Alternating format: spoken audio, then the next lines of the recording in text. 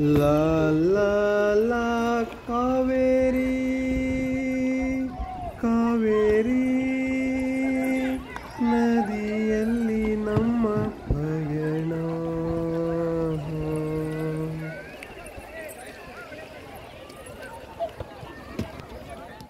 ಎಲ್ಲರಿಗೂ ನಮಸ್ಕಾರ. ಕಾವೇರಿ ಯಾನಕ್ಕೆ ನಿಮಗೆಲ್ಲರಿಗೂ ಸ್ವಾಗತ. ಇವತ್ತು ತಲಕಾಡಿನಲ್ಲಿ ಕಾವೇರಿ ನದಿಯಲ್ಲಿ ನಾವು ಹೋಗ್ತಾ ಇದ್ದೇವೆ. ಟಿ ನರಸೀಪುರದಲ್ಲಿ ತಿರುಮಕೂಡಲು ನರಸೀಪುರ ಇಲ್ಲಿ ಸಂಗಮವಾಗಿ ಕಬಿನಿ ಕಾವೇರಿ ಸಂಗಮವಾಗಿ ಇಲ್ಲಿ ಮುಂದೆ ಬಂದಿದೆ. ನಂತರ ಹೀಗೆ ಮೇಕೆದಾಟುವಿನಲ್ಲಿ ಅರ್ಕಾವತಿ ಕಾವೇರಿ ಸಂಗಮವಾಗಿ ತಮಿಳುನಾಡಿನ ಕಡೆಗೆ ಕಾವೇರಿ ನದಿ ಹರಿದುಕೊಂಡು ಹೋಗುತ್ತದೆ. ನೋಡಿ ಎಷ್ಟು ವಿಶಾಲವಾಗಿ ಇದೆ ನದಿ, ನೋಡ್ತಾ ಇರ್ಬೋದು. ಇಲ್ಲಿ ತೆಪ್ಪ ನಡೆಸುವವರು ಇದ್ದಾರೆ. ಸರ್, ನಿಮ್ಮ ಹೆಸರೇನು? ಸರ್, ಲೋಕೇಶ್ ಅಂತ ಸರ್. ಎಷ್ಟು ವರ್ಷದಿಂದ ತೆಪ್ಪ ನಡೆಸ್ತಾ ಇದ್ದೀರಾ? 35 ವರ್ಷದಿಂದ ಆಡ್ತೀನಿ ಸರ್. ಅವಾಗ ಎಷ್ಟು ಜನ ಬರ್ತಾ ಇದ್ರು? ಈಗ ಜನಜಂಗುಳಿ ಜಾಸ್ತಿ ಆಗಿದೆಯಾ? ಹೆಂಗೆ? ಜಾಸ್ತಿ ಆಗಿದೆ ಸರ್. ನಿಮ್ಮ ಮನೆ ಎಲ್ಲಿ ಬರ್ತದೆ ಸರ್? ಕಾಂತ ಮಾಲಂಗಿ ಅಂತ, ಮಾಲಂಗಿ ಮಡು. ಆಲ್ಮೇಲಮ್ಮ ಬಿದ್ದಂತ ಊರು ಸರ್ ನಮ್ಮ ಊರು. ಅದೇ ಆಲ್ಮೇಲಮ್ಮ ಬಿದ್ದಂತ ಜಾಗ. ಶಾಪ ಕೊಟ್ಟಿದ್ದಾರೆ ನೋಡಿ. ಮೈಸೂರು ಅರಸರಿಗೆ ಶಾಪ ಕೊಟ್ಟಿದ್ದು ಮಾಲಂಗಿ ಮಡು ಅಂದ್ರೆ ಅದೇ. ಮಾಲಂಗಿ ಮಡು ಅಂದ್ರೆ ಅದು ಸರ್. ಅಲ್ಲಿಂದ ಕಳೆದು ತಲಕಾಡು ಮರಳಾಗ್ಲಿ, ಮೈಸೂರು ದೊರೆಗೆ ಮಕ್ಕಳೇ ಇಲ್ಲದಾಗಲಿ ಅಂತ ಶಾಪ ಕೊಟ್ಟಿರೋದು ಅವಳು ರಾಣಿ. ಅವಳು ಶ್ರೀರಂಗಪಟ್ಟಣ ರಾಜನ ಹೆಂಡತಿ ಅವಳು ಆಲ್ಮೇಲಮ್ಮ. ಮತ್ತೆ ಈ ಊರಿನ ವಿಶೇಷತೆಗಳು ಏನು ಅಂತ ಸ್ವಲ್ಪ ಹೇಳ್ತೀರಾ? ಅದೇ ಸರ್ ವಿಶೇಷ. ಅವಳು ಆಲ್ಮೇಲಮ್ಮ ಅಂದ್ರ ಶ್ರೀರಂಗಪಟ್ಟಣ ರಾಜನ ಹೆಂಡತಿ. ಆ ದಸರಾ ನಡೀತದಲ್ಲ, ಮೈಸೂರು ದಸರಾ, ಅಲ್ಲಿಗೆ ಆಭರಣ ತಗೋಬೇಕಾದ್ರೆ ಶ್ರೀರಂಗಪಟ್ಟಣದಿಂದಲೇ ಹೋಯ್ತಿತ್ತು. ಆಕೆ ಗಂಡನಿಗೆ ಶ್ರೀರಂಗನಾಥ ಹುಷಾರಿರಲ್ಲ, ದಸರಾ ಬಿದ್ದಿರುತ್ತೆ ಆ ಟೈಮ್ಲಿ. ದಸರಾ ಬಿದ್ದಿರ್ಬೇಕಾದ್ರೆ ಅವಳು ಮಹಾರಾಜರು ಕಳಿಸಿರ್ತಾನೆ ಒಡವಹಿಸ್ಕೊ ಬನ್ನಿ ಅನ್ಕೊಂಡು ಮೈಸೂರಿಗೆ. ಇದೆ ಮೈಸೂರು ರಾಜರು ಶ್ರೀರಂಗಪಟ್ಟಣಗೆ. ಆಕೆ ಹೇಳ್ತಾಳ, ನನ್ನ ಗಂಡನಿಗೆ ಕಾಯಿಲೆಯಿಂದ ನಳ್ತಾ ಇದ್ದಾನೆ, ಒಣವಕ್ಕೆ ಕೊಡಕ್ಕಾಗಲ್ಲ ಅಂತ ಹೇಳ್ತಾಳೆ. ಆಗ ಸೈನಿಕರು ಹೋಗಿ ಮೈಸೂರು ರಾಜರಿಗೆ ಕೊಡಕ್ಕಾಗಲ್ವ ಅಂತ ಅವ್ರ ಗಂಡನ ಕಾಯಿಲೆ ಅಂತ ಹೇಳ್ತಾರೆ. ಅದು ಹೆಂಗೆ ಕೊಡಲ್ಲ, ನಾ ಬರ್ತೀನಿ ನಡ್ರಿ ಅಂತ ಕುದುರೆ ತಕ್ಕಂದ್ರೆ ರಾಜ ಸೈನಿಕ ಒಂದು ಶ್ರೀರಂಗಪಟ್ಟಣಕ್ಕೆ ಬರ್ತಾವನ. ಅದು ಗೊತ್ತಾಗ್ಬಿಡುತ್ತೆ ಈಗ ಆಕೆ ಇವಳಿಗೆ. ಇಲ್ಲಿ ಬಂದರೆ ಕೊಡ್ಬೇಕಾಯ್ತು ಅಂದ್ಬಿಟ್ಟು ಒಡವನೆಲ್ಲ ಕಟ್ಕೊಂಡು ಒಂದು ಬಟ್ಟೆಗೆ ಕುದುರೆ ಮೇರಿ ಬರ್ತಾ ಇರ್ಬೇಕಾದ್ರೆ ತಲಕಾಡು ಹತ್ರ ಬಂದ್ಬಿಡ್ತಾರೆ. ನಾ ಸತ್ಯವಂತಿ ಆದ್ರೆ ತಲಕಾಡು ಮರಳಾಗಲಿ, ಕುದುರೆ ಹೊಡೆದಿದ್ದಾಗ ಆಯ್ತಲ್ಲ. ನಾನು ಸತ್ಯವಂತಿ ಆದರೆ ತಲಕಾಡು ಮರಳಾಗಲಿ, ಮಾಲಂಗಿ ಮಡು ಅಂದರೆ ತುಂಬ ಡೀಪ್ ಆಗಲಿ, ನಾನು ಇಟ್ಟಂಥ ಒಡವೆ ಒಂದು ತಿರುಪು ಯಾರಿಗೂ ಸಿಕ್ಬಾರ್ದು, ಮೈಸೂರು ದೊರೆಗೆ ಮಕ್ಕಳೆಲ್ಲ ಆಗಲಿ ಅಂದ್ಬಿಟ್ಟು ಶಾಪ ಕೊಟ್ಬಿಟ್ಟು ನಾನು ಆರ್ಬಿಡ್ತಾಳೆ ಅಲ್ಲಿ. ಧನ್ಯವಾದಗಳು ಲೋಕೇಶ್ ಅವರೇ, ಇಷ್ಟು ವಿಚಾರಗಳನ್ನ ತಿಳಿದುಕೊಟ್ಟಿದ್ದಕ್ಕೆ. ಸರ್, ರೌಂಡ್ ಹಚ್ಚೋದು ಸರ್ ಆ ಥರ.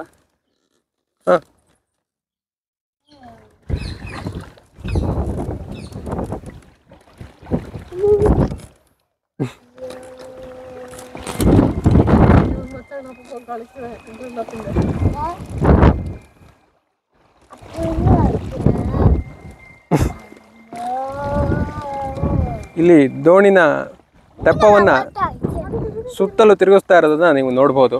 ಲೋಕೇಶ್ ಅವರ ಕೌಶಲ್ಯತೆ ನಿಮಗಿಲ್ಲಿ ಕಾಣಿಸ್ತಾ ಇದೆ.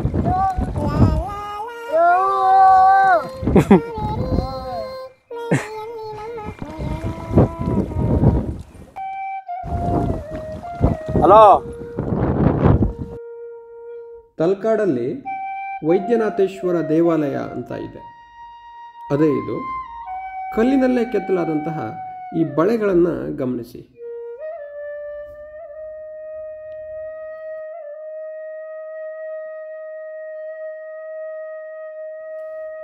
ದ್ವಾರಪಾಲಕರ ಮೂರ್ತಿಗಳನ್ನು ನೋಡಿ. ಹೊಟ್ಟೆಯ ಭಾಗ ನಂದಿಯ ಮುಖವಾಗಿದೆ.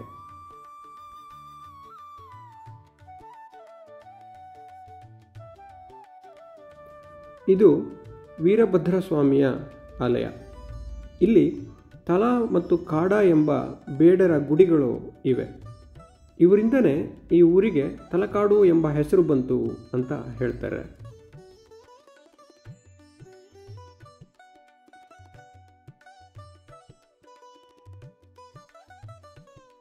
ಹೊಯ್ಸಳರ ಕಾಲದ ಕೀರ್ತಿನಾರಾಯಣ ದೇವಾಲಯ ಕೂಡ ತಲಕಾಡಿನಲ್ಲಿ ಇದೆ.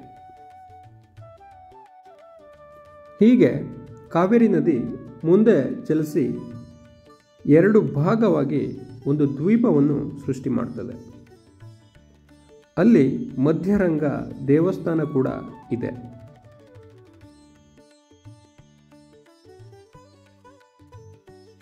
ಗಗನಚುಕ್ಕಿ, ಭರಚುಕ್ಕಿ ಎಂಬ ಎರಡು ಜಲಪಾತಗಳು ಕೂಡ ಇವೆ.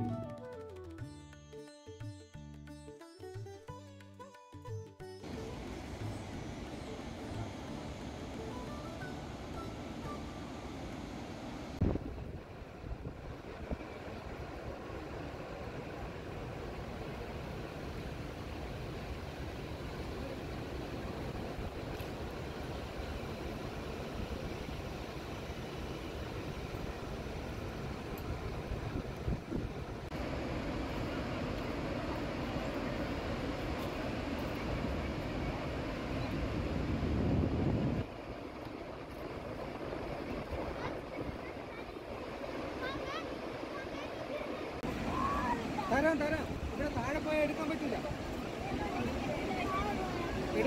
വെള്ളത്തിൽ പോകും.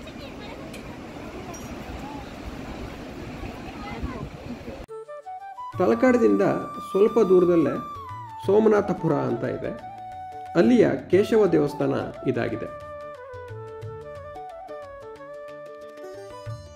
ಹೊಯ್ಸಳರ ರಾಜನಾದ 3ನೇ ನರಸಿಂಹನ ದಂಡನಾಯಕ ಸೋಮನಾಥ ಈ ದೇವಾಲಯವನ್ನು 13ನೇ ಶತಮಾನದಲ್ಲಿ ನಿರ್ಮಿಸಿದ ಎಂದು ಹೇಳಲಾಗುತ್ತದೆ.